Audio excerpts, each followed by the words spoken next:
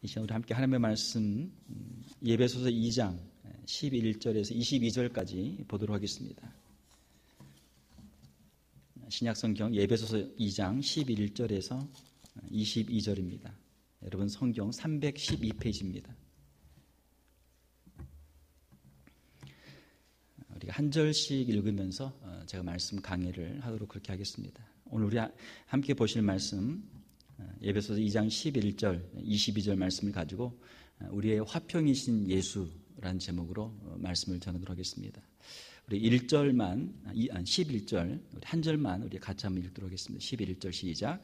그러므로 생각하라. 너희는 그때 육체로는 이방인이요 손으로 육체에 행한 할례를 받은 무리라 칭하는 자들로부터 할례를 받지 않은 무리라 칭함을 받는 자들이라. 아멘.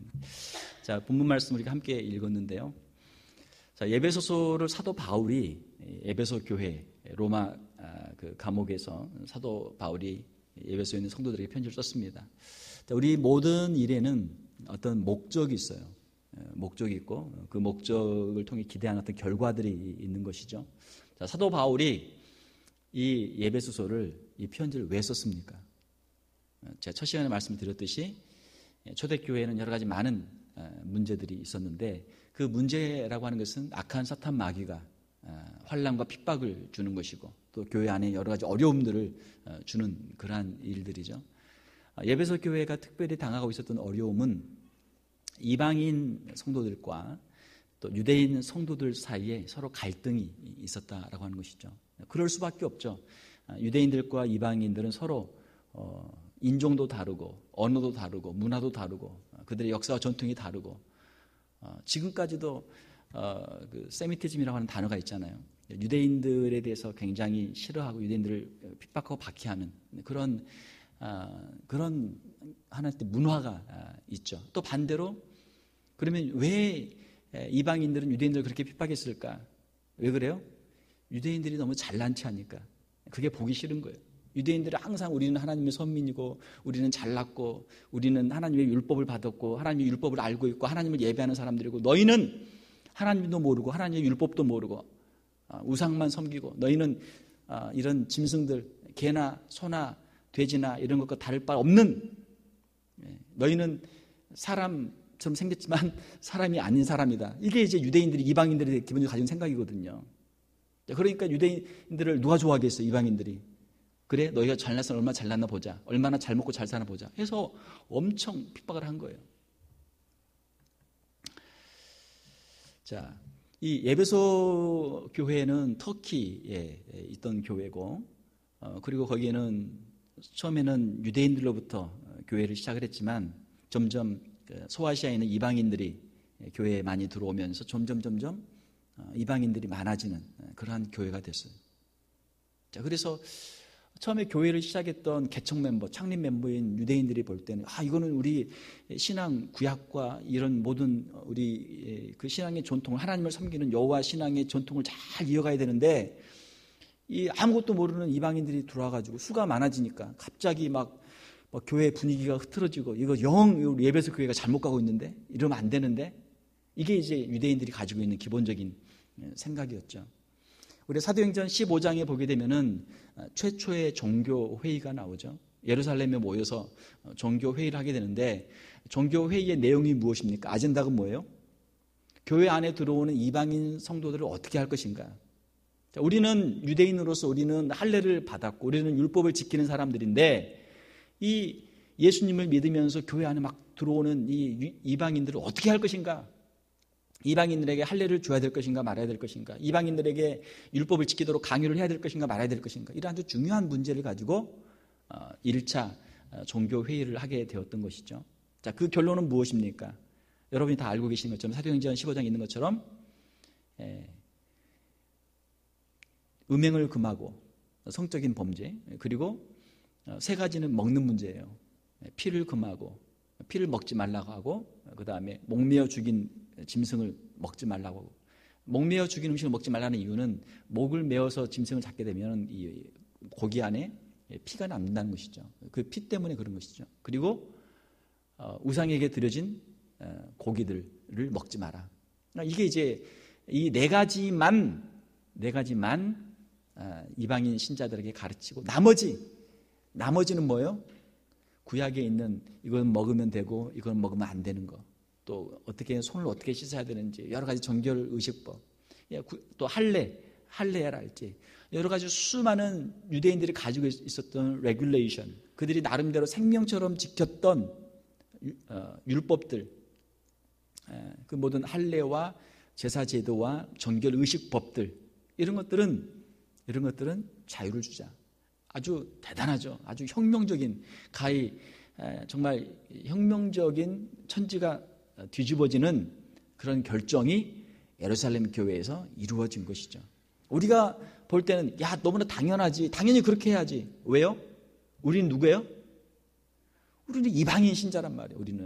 우리는 이방인 신자니까. 우리는 어릴 때부터 할례를 받아가지고 유대인의 율법을 지킨 것도 아니고, 어떻게 이건 부정한 거, 이건 정한 거, 그 교육 받아가지고 그대로 산 것도 아니고, 우리는 그냥 한국에서 태어나서 한국에서 자연스럽게 한국 사람들을 답게 신나게 먹고 마시면서 살다가 예수 믿고 구원받아서 교회를 다니니까 이방인들의 그 입장이 우리는 충분히 이해가 된단 말이에요.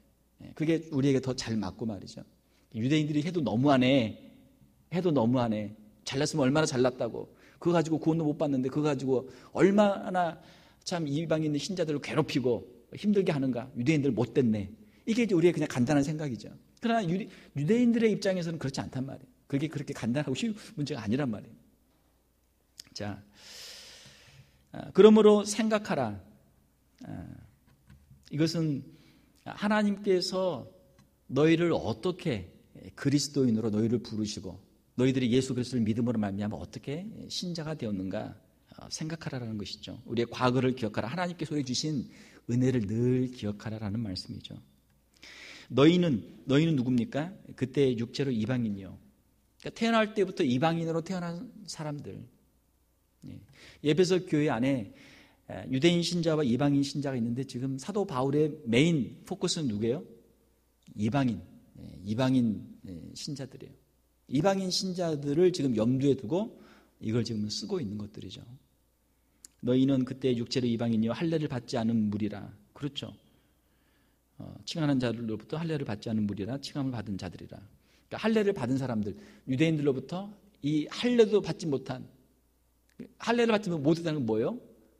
아브라함에게 주신 언약에 속해 있지 못한 사람들이라는 뜻이에요. 아브라함의 자손이 아니라는 뜻이고, 아브라함에게 모든 창세기 12장, 15장에 있는 모든 아브라함에게 주셨던 모든 축복을 받지 못할 사람이라는 그런 뜻이에요. 자, 그런데 12절로 같이 읽겠습니다. 시작. 그때 너희는 그리스도 밖에 있었고 이스라엘 나라 밖의 사람이라. 약속의 언약들에 대하여는 외인이요 세상에서 소망이 없고 하나님도 없는 자이더니. 자, 그때 구원을 받기 전에, 예수 그리스도를 믿기 전에 너희는 그리스도 밖에 있었고 영적으로 이스라엘 나라 밖의 사람들이었고, 영적인 이스라엘은 교회죠. 교회 밖의 사람들이었고, 약속의 언약들, 하나님의 그 놀라운 축복의 약속들, 아브라함과 이삭과 야곱을 통해서 주신 그 구약에 있는 모든 선지자들 통해서 예언하신 그 축복을 받을 수 없는 이방인들이 아니었느냐라고 하는 것이죠. 또 세상에 살면서 소망이 없어요. 세상이 그냥 끝나죠. 세상이 얼마나 허무해요. 장래에 소망이 없어요. 천국에 소망이 없어요. 하나님도 몰라요. 사랑하는 성도 여러분, 여러분들의 심령 가운데 하나님이 계십니까? 그 은혜가 있기를 주님의 이름으로 축원합니다. 제가 오늘 집에 우리 교회에 오면서 제가 아들한테 물어봤어요. 제가 운전을 오면서, 야, 너 하나님 믿어? 하나님 믿어요. 그래? 또 왜 하나님 믿어? 하나님 왜 믿어? 제가 물어봤어요. 그랬더니 그럴 만한, 충분히 하나님을 믿을 만한 충분한 그런 이유들이 많이 있다는 거예요. 그게 it makes sense. 하나님을 믿는 게 자기 생각에 그럴듯하다는 거예요. 그러냐. 아무튼 앞으로 성경 열심히 읽고 성경 보다가 혹시 궁금한 게 있으면 아빠한테 물어봐. 하나님에 대해서 혹시 궁금한 게 있으면 아빠한테 물어봐.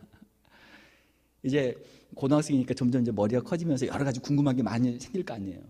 여러 가지. 사랑하는 성도 여러분, 하나님은 어린 아이도 믿을 수 있고요, 노인도 믿을 수 있고요, 무식한 사람도 믿을 수 있고요, 공부를 많이 한 사람도 믿을 수 있는 줄 믿습니다. 공부를 많이 하면 많이 할수록 참된 지식을 갖게 되면 하나님을 믿을 만한 증거들이 더 많아지는 거예요. 하나님을 믿을 만한 이유들이 더 많아지는 거예요. 믿음은, 신앙은 우리의 선택이고 결단이고 언제나 믿을 수 있는 것이죠.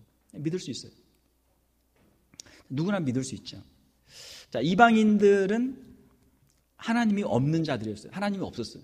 하나님을 모르니까 우상을 섬기고 하나님이 없다라고 살고 자기 마음대로 그렇게 살았던 것이죠. 자, 13절 같이 읽겠습니다. 시작. 이제는 전에 멀리 있던 너희가 그리스도 예수 안에서 그리스도의 피로 가까워졌느니라. 전에는 멀리 있었어요. 전에는 멀리 있었지만 이제는 예수 그리스도 안에서 예수 그리스도의 피로 가까워졌어요. 누가 가까워졌어요? 유대인들과 하나님의 백성들과 가까이 되었죠. 전에 멀리 있었다. 이방인이니까. 이방인이면은 이렇게 테두리가 있으면은 그 밖에 있는 사람이잖아요. 서클이 있으면은 이너서클 밖에 있는 사람들이잖아요. 이방인들. 그러나 이제는 그 사람들이 이 안으로 가까이 오게 되었던 것이죠. 14절 읽겠습니다. 시작. 그는 우리의 화평이신지라 둘로 하나를 만드사 원수된 것 곧 중간에 막힌 담을 자기 육체로 허시고. 자, 그는 우리의 화평이신지라. 우리의 화평. 영어로는 간단하게 peace라고 되어 있는데 우리 한글 번역에는 뭐 화평도 있고 평화도 있고 화목도 있고 평안도 있고 여러 가지 이제 그 뉘앙스를 가진 단어들로 이렇게 번역이 되어 있습니다. 똑같은 단어. 영어로는 peace, 평화. 그 똑같은 것이죠. 자, 그는 우리의 화평이신지라. 예수 그리스도는 우리의 평화, 화목이 되시는 분이시다. 우리에게 주시는 분이시다. 자, 둘로 하나를 만드셨다. 둘은 무엇입니까? 누굽니까? 이방인과 유대인. 이방인과 유대인들을 하나로 만드셨어요. 그리고 원수된 것 곧 중간에 막힌 담을 허셨어요. 서로 그 사이에 담이 있었어요. 그런데 그걸 예수 그리스도의 육체로 허셨어요. 자, 세상에는 많은 갈등들이 있습니다. 지금도 많은 갈등들이 있어요. 우리 미국만 해도 쉽게 뭐 생각을 해보면 흑백 갈등이 있죠. 인종 간의 갈등이 있어요. 흑인들이 무시를 당한다. 그러면은 흑인들이 모여서 막 차도 막 불태우고 백인 경찰도 총 쏘고 한단 말이에요. 왜 무시를 당한다. 그 생각이 드니까 인종 갈등이 있어요. 또 우리 한국을 보게 되면은 민족 간의 갈등이 있어요. 한국 사람들 일본 사람 되게 싫어해요. 그냥 싫어해. 태어날 때부터 그런 교육을 받아. 이번에 뭐 동계 지금 뭐 아시안 게임인가요? 뭐 하고 있죠. 그런데 그 기사보다 제가 좀 웃었는데 일본에는 지면 안 된다. 가위바위보도 지면 안 된다. 그런 표현이 있더라고요. 경기하다가 뭐 아이스하키든 뭐 축구든 야구든 이기면 좋죠. 뭐 지면은 야 아쉽다 참 안타깝다 이겼으면 좋을 텐데 우리 한민족의 프라이드도 있고 자존심이 있으니까 이기면 좋을 텐데 지면 안타깝다. 그럼 가위바위보 이거는 그냥 누가 먼저 공격할 건가 뭐 이거 그냥 하는 거잖아요. 근데 가위바위보도 지면 안 된대. 교육을 그렇게 받은 거예요. 교육을 어떻게든 일본은 이겨라. 이게 이제 한국 사람들이 갖고 있는 어떤 기본적인 그런 교육이잖아요.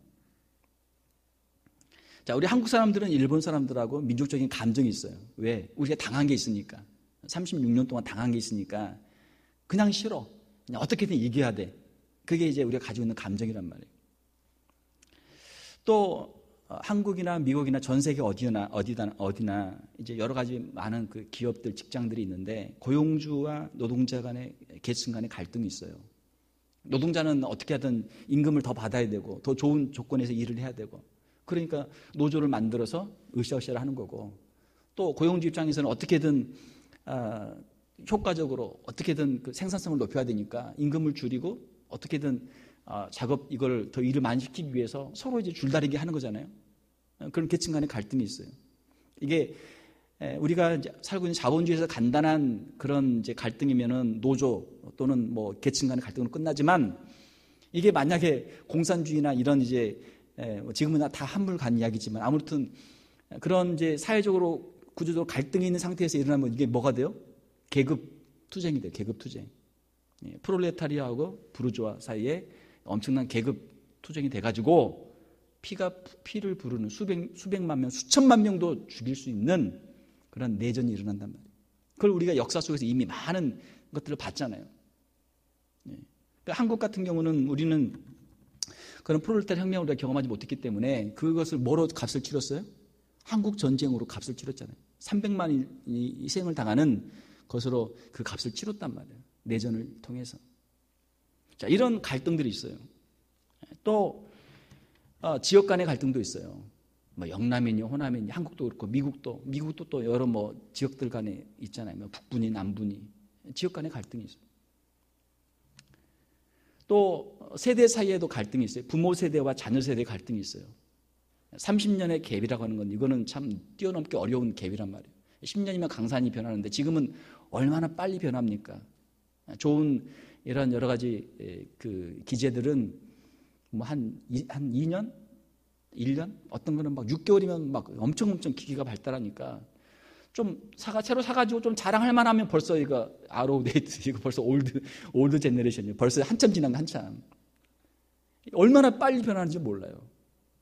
우리가 태어날 때, 우리가 살 때, 자랄 때의 환경과 우리 아이들이 지금 자라면서 보면서 하는 것과는 너무 다르단 말이에요.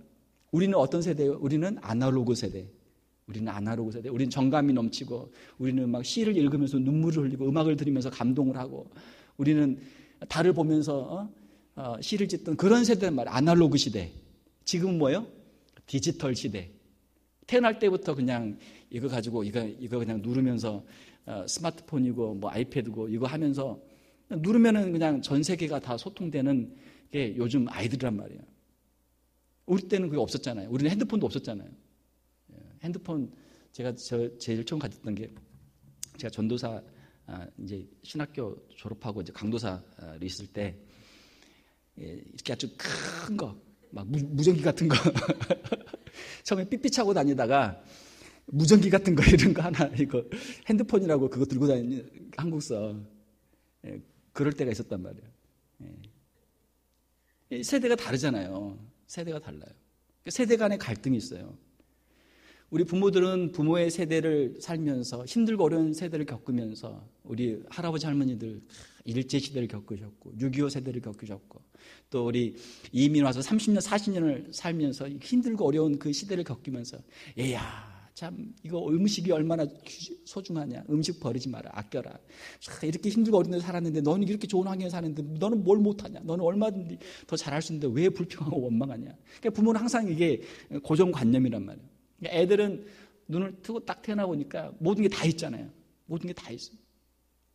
자기들은 더 원하고 더 갖고 싶고 다르게 살고 싶은데 부모는 자꾸 흘러간 옛날 이야기만 하고 하니까 이거 안 맞는단 말이에요. 세대 간의 갈등이 커요. 가정마다.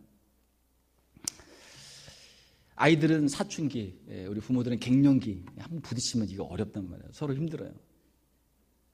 자, 또 1세와 2세. 한국에서는 세대 차이로 끝나지만 미국에서는 팩터가 하나 더 있어요. 뭐가 있어요? 언어 문제가 있단 말이에요.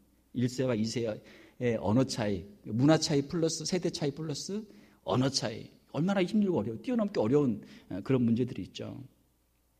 자, 유대인과 이방인들 사이에는 이러한 모든 문화적인, 언어적인, 인종적인, 민족적인 뭐 여러 가지 그들의 전통 이런 갈등들이 있었기 때문에 야 같이 모여서 오늘부터 우리 같이 예수님 믿고 같이 한 교회에서 같이 신앙생활 하자. 이게 쉽겠어요? 어렵겠어요? 어렵단 말이에요. 잘 안 된단 말이에요. 교회 안에 초대교회 안에 에베소 교회 안에 문제들이 있었고 이 문제들을 이제 해결하기 위해서 사도 바울이 복음의 진수를 여기에 펼치는 것이죠. 자, 15절에 보게 되면 14절부터 보게 되면 그는 우리의 화평이신지라 둘로 하나를 만드사 원수된 것 곧 중간에 막힌 담을 자기 육체로 허시고 이게 무슨 말씀이에요? 예수 그리스도께서 십자가에서 죽으심으로 이 담을 허셨다는 거예요. 무슨 담? 유대인들과 이방인 사이에 있는 담. 그 담을 허셨어요. 15절 한번 같이 읽겠습니다. 시작. 법조문으로 된 계명의 율법을 피하셨으니 이는 이 둘로 자기 안에서 한 세 사람을 지어 화평하게 하시고. 자, 예수님이 십자가를 지신 목적이 무엇인가? 목적이 두 가지가 나와요. 첫 번째 목적은 15절에 있는 말씀이죠.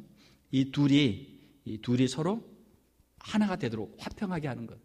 유대인과 이방인이 서로 화목하게 화평하게 하는 것이 예수님이 십자가를 지신 첫 번째 목적이었어요. 자, 법조문으로 된 계명율법을 폐하셨다. 법조문으로 된 계명율법은 무엇입니까? 구약에 있는 모든 그 율법의 내용들이죠. 율법은 크게 세 가지가 있습니다. 첫 번째는 도덕법이 있어요. 십계명으로 대변되는 하나님께서 모든 인류에게 주시는 하나님의 영원한 법, 도덕법이 있어요. 두 번째로는 제사법이 있습니다. 레위기에 집중적으로 나와 있는 제사법, 번제, 소제, 화목제, 속건제 이런 여러 가지 제사들, 제사를 어떻게 드릴 것인가 하는 제사법. 그리고 그 제사법과 함께 거기에 포함되어 있는 것이 이제 의식법들이죠. 어떻게 우리가 또 정결법이라고도 하는데 어떻게 정결하게 살 것인가. 제사라는 것은 우리 성과 속을 나누는 거룩의 의미거든요. 어떻게 거룩하게 살 것인가. 부정한 음식은 먹지 말고 정한 음식은 먹어라. 뭐는 먹지 말고 뭐는 먹어라. 그게 이제 구약의 레위기 여기에 자세하게 나와 있죠. 이게 이제 두 번째 제사에 관련된 정결법이고, 세 번째 법은 사회법이에요. 시민법이라고도 하는데 영어로는 civil law라고도 하는데, 구약에는 이스라엘은 교회 공동체고 국가 공동체예요. 그러니까 고대 이스라엘 사회는 이거는 정치와 종교가 분리된 게 아니고 하나로 같이 가요. 그러니까 그 법 안에 국가의 법이 다 들어있어요. 서로 사회생활을 어떻게 할 건지, 예를 들면은 남의 걸 훔치면 어떻게 해야 돼요? 4배로 뭔 갚아야 되고, 뭐는 2배로 갚아야 되고, 또 남을 때렸으면 어떻게 보상해야 되고 하는 모든 사회생활의 토지법과 경제 관련 법, 정의의 법 이런 모든 것들이 그 사회법이 들어있어요. 자, 이 세 가지가 이제 율법에 다 들어있는데, 첫 번째 도덕법은 신약에서도 여전히 유효하죠. 우리 신약인 성도들에게 여전히 그대로 유효하단 말이에요. 우리도 살인하면 안 되고 거짓말하면 안 되고, 그렇죠? 그 십계명 우리도 지켜야 돼요. 자, 두 번째 있는 제사법은 예수 그리스도 안에서 이것이 완성됐어요. 구약에 있는 모든 제사는 예수 그리스도를 지향하는 그림자예요. 하나의 예표. 실체가 옴으로 말미암아 그림자는 그 모든 사명을 다 마감한 것이죠. 그래서 신약에서는 더 이상 우리가 제사를 드리지 않는단 말이에요. 오늘 교회 올 때 소 가지고 오신 분, 양 가지고 오신 분 없잖아요. 구약 시대는 제사를 드리려면 소나 양이나 비둘기를 가지고 와서 그거를 잡아야 태워야죠. 그렇게 하지 않는단 말이에요. 왜? 예수님께서 영원한 제사를, 히브리서에 있는 것처럼 영원한 제사를 단번에 드리셨기 때문에 우리는 더 이상 그런 제사가 필요 없어요. 그래서 그 제사가 완성됐고, 이런 제사는 이제 신약에서는 폐지가 된 것이죠. 세 번째 시민법은 구약에 있는 그러한 하나님의 정신, 하나님의 공의와 하나님의 또 인자와 자비와 하는 모든 그 하나님의 뜻이 들어있던 그 율법이 하나의 모법이 돼서 그것이 모든 각 나라의, 유럽부터 시작해서 지금 전 세계 모든 나라들의 국가의 법에, 헌법에 이게 다 스며 들어가 있어요. 사람들이 가지고 있는 정의, 사람들이 가지고 있는 도덕, 사람들이 가지고 있는 윤리라고 하는 개념이 어디서 와요? 동물들은 정의감이 있어요, 없어요? 동물들은 도덕이 있어요, 없어요? 없어요. 왜? 도덕 선생님이 없어서?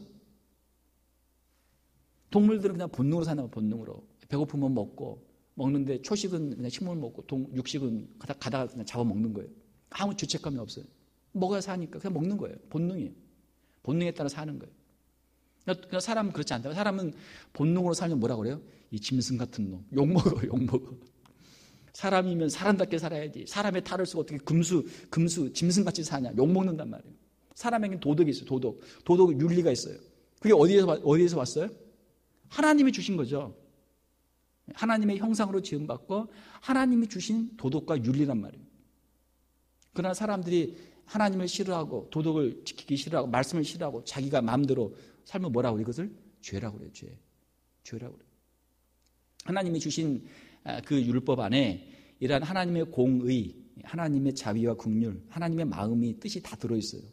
그래서 이것이 이제 하나의 모법이 돼서 각 나라에서, 기독교 국가를 중심으로 해서 각 나라에서 그 시민 법을 만들어서, 국가의 법을 만들어서 이것을 사회에 적용을 하고 있어요.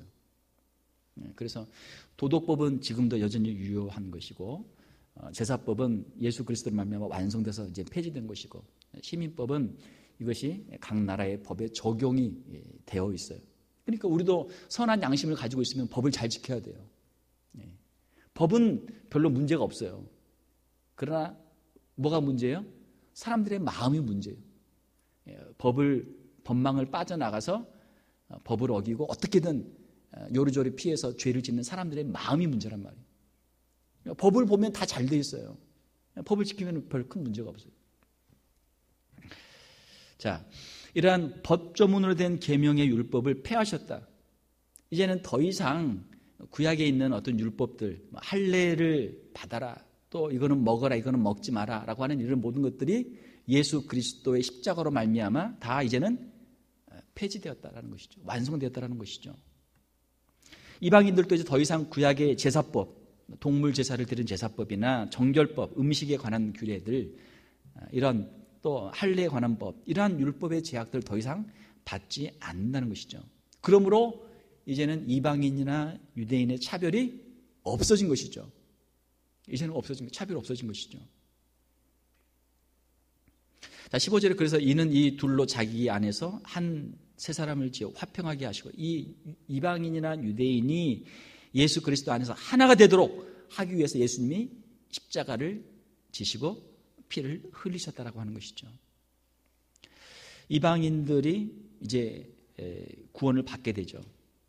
자, 사도 바울의 여러 가지 특징들이 많은데, 사도 바울은 자기를 누구라고 소개를 해요? 예수 그리스도의 사도죠. 그런데 예수 그리스도의 종이죠. 그런데 사도 바울이 주님께로부터 받은 사명은 뭐예요? 사명은 뭐예요?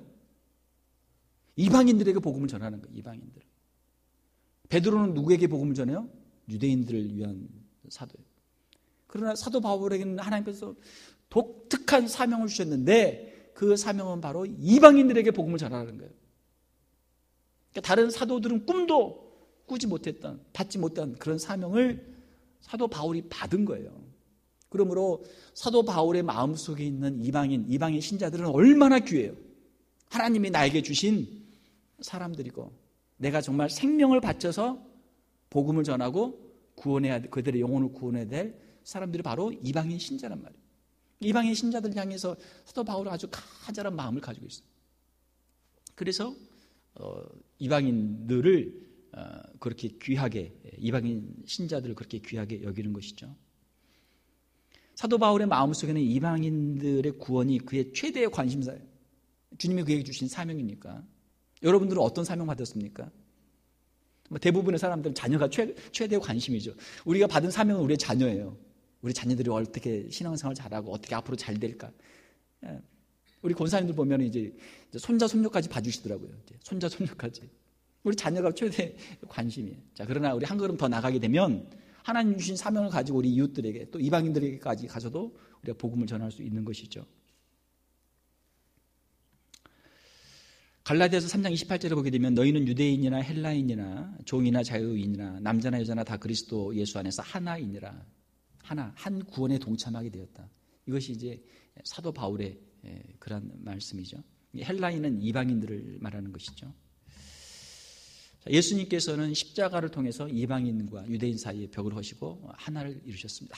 화목을 이루셨습니다. 이것이 주님 십자가를 통해서 하신 첫 번째 일이고, 두 번째는 16절 한번 같이 읽겠습니다. 시작. 또 십자가로 이 둘을 한 몸으로 하나님과 화목하게 하려 하심이라. 원수된 것을 십자가로 소멸하시고. 자, 첫 번째로는 수평적인 화목이에요. 이방인들과 유대인들 사이의 수평적인 화목. 두 번째는 수직적인 화목이에요. 자, 이 둘을 한 몸으로 만들어서 하나님과 화목하게 하려 하심이라. 한 몸을 만들어, 교회, 이방인과 유대인들이 예수 그리스도 안에서 한 몸, 한 교회가 되어서 이제는 하나님과 화목하도록 하는 것이 이 십자가의 사역이다라고 하는 것이죠. 자, 십자가를 보면은 이렇게 돼 있죠. 수평으로 바가 하나 있고 수직으로 기둥이 하나 있죠. 수평은 누구와 누구? 유대인과 이방인. 이 수직은 누구? 하나님과 우리 인간. 이것이 십자가예요. 이것이 십자가예요. 그래서 이 십자가를 통해서 화목을 이루는 거예요. 화평을 이루는 거예요. 하나님과 화평하게 하고 이웃과, 유대인과 이방인은 원수거든요. 서로 상종을 못할 사람이거든요. 서로 원수된 사람들, 서로 상종할 수 없는 사람들을 하나로 만드는 것, 이것이 십자가인 줄 믿습니다. 이것이 십자가예요. 자, 그래서 십자가로 이 둘을 한 몸으로 하나님과 화목하게 하려 하십니다. 원수된 것을 십자가로 소멸하셨다. 예수님은 이방인과 유대인의 수평적 화목을 이루실 뿐만 아니고 또한 십자가를 통해서 하나님과 수직적인 화목을 이루시는 것이죠. 자, 17절 같이 읽겠습니다. 시작. 또 오셔서 먼 데 있는 너희에게 평안을 전하시고 가까운 데 있는 자들에게 평안을 전하셨으니. 예수님께서 이 땅에 오셔서 하신 일은 무엇이냐면 먼 데 있는 너희 이방인들에게 평안을 전하셨고 평화를 전하셨고 피스를 주셨고, 가까운 데 있는 자는 누구예요? 유대인이죠. 유대인들에게 평안을 전하셨다.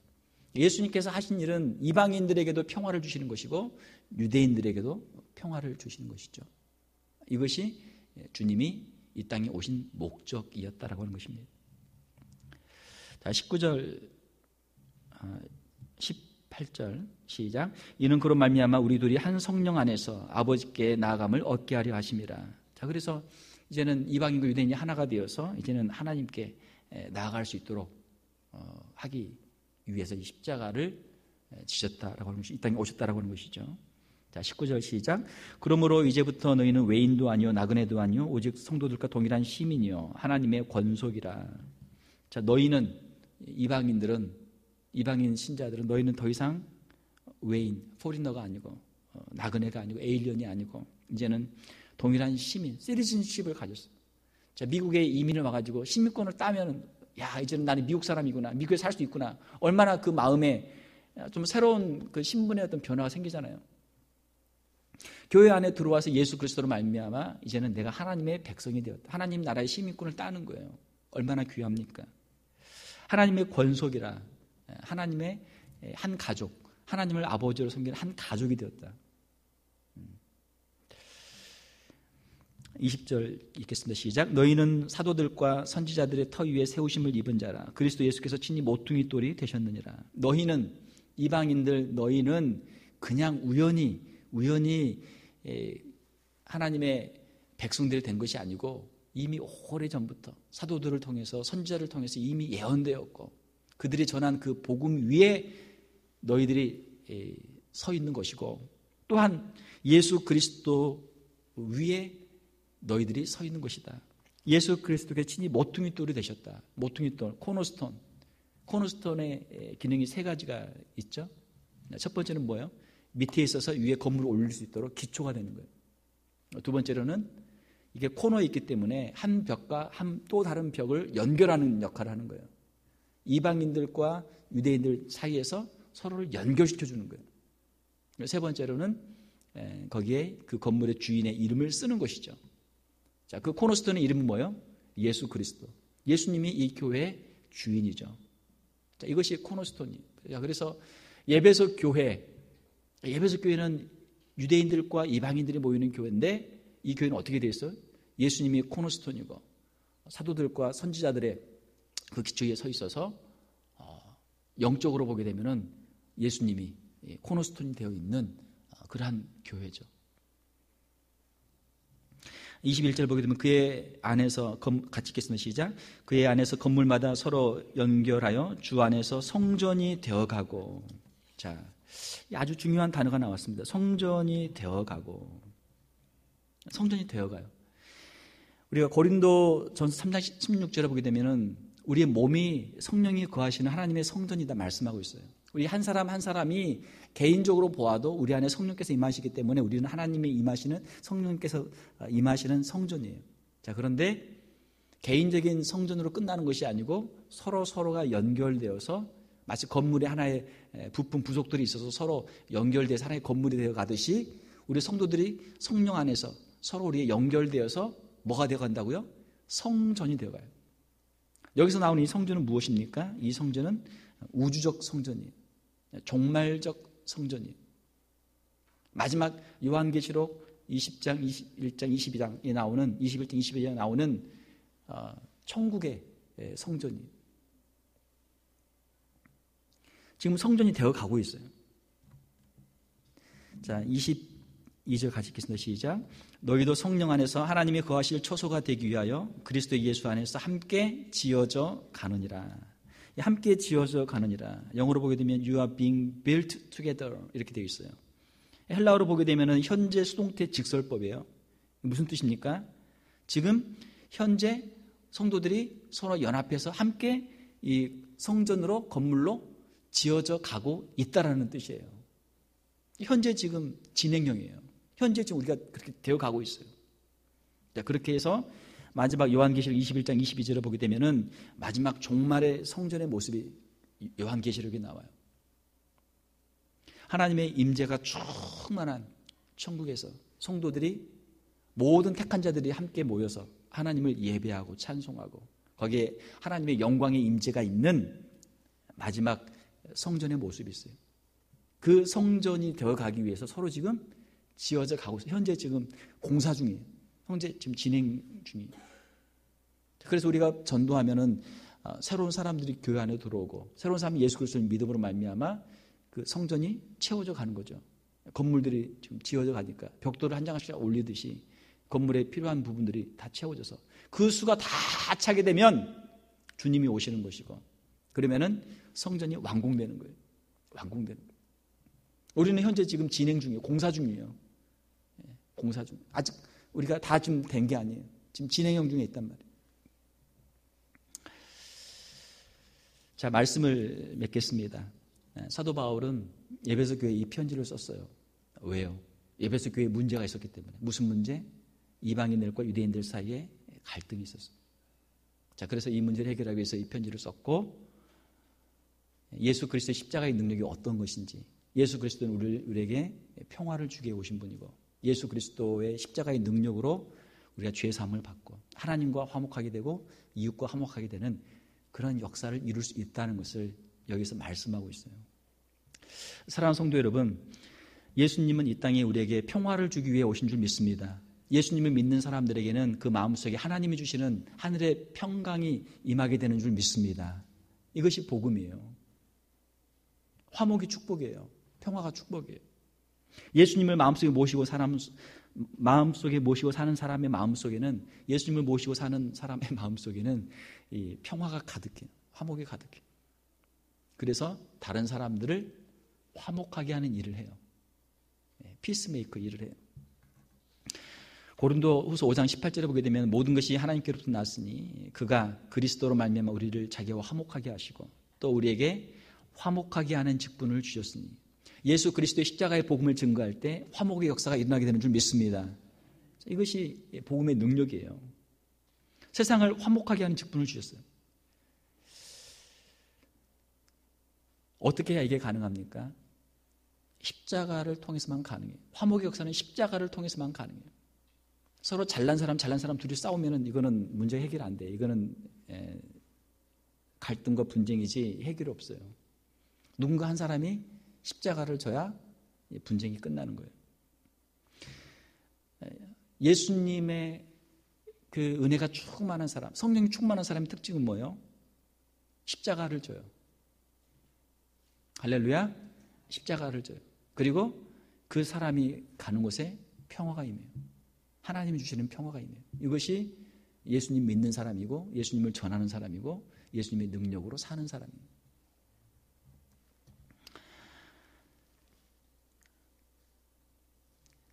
에베소서 4장 3절에 보게 되면 평안에 매는 줄로 성령이 하나 되게 하신 것을 힘써 지켜라. 사도 바울은 다시 한번 강조를 하죠. 교회는 하나가 돼야 된다. 교회는 서로 연합해야 된다. 교회는 예수 그리스도 안에서 한 몸이다. 서로 화목하라. 성령께서 하시는 일은 교회를 하나 되게 하는 일인 줄 믿습니다. 반대로 마귀가 하는 일은 뭐예요? 어떻게 하든 이거를 문제를 일으켜. 이거를 갈라. 서로 싸우게. 자기 스스로 자폭하도록, 멸망하도록 만드는 것이 마귀가 하는 일이죠. 사랑하는 성도 여러분, 예수 그리스도를 우리가 마음속에 모시고 우리의 마음속에 하나님과 화목됨으로 말미암아 하나님이 주시는 평화를 누리고 또 우리가 도저히 이해할 수 없는 사람들, 도저히 용납할 수 없는 사람들과도 우리가 화목을 이루고 또 우리의 가정에서, 우리 교회에서, 우리 직장에서 하나님의 화목을 이룰 수 있는 우리 귀한 성도들이 다 되시기를 주님의 이름으로 축원합니다. 함께 기도하겠습니다.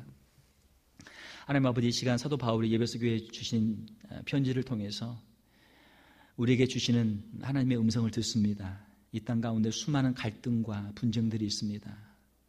여러 가지 이유들로 나와 다른 사람들, 나와 다름 때문에 다른 사람과 갈등하고 분쟁하고 수많은 어려움들이 있는 것을 바라보게 됩니다. 하나님, 우리 인간의 힘으로는 도저히 이 문제를 해결할 수 없음을 고백합니다. 오직 예수 그리스도의 십자가만이 우리 안에 있는 이 모든 문제들을 해결할 수 있고 우리 안에 참된 화목의 역사를 이룰 줄 믿습니다. 십자가의 은혜가 우리의 심령 가운데 임하게 도와주시고 우리의 가정 가운데 임하게 도와주시고 우리의 교회 가운데 임하게 도와주시고 우리의 삶의 일터 가운데 임할 수 있도록 주님 축복하여 주시옵소서. 예수 그리스도 십자가의 은혜를 체험한 자마다 하나님의 죄의 용서에 그 은혜를 깊이 체험하게 도와주시고 다른 사람들을 용서하는, 다른 사람들을 용납하는 화목의 역사를 이룰 수 있는 우리 귀한 성도들 다 되게 하여 주시옵소서. 거룩하신 우리 주 예수님 이름으로 기도하옵나이다. 아멘.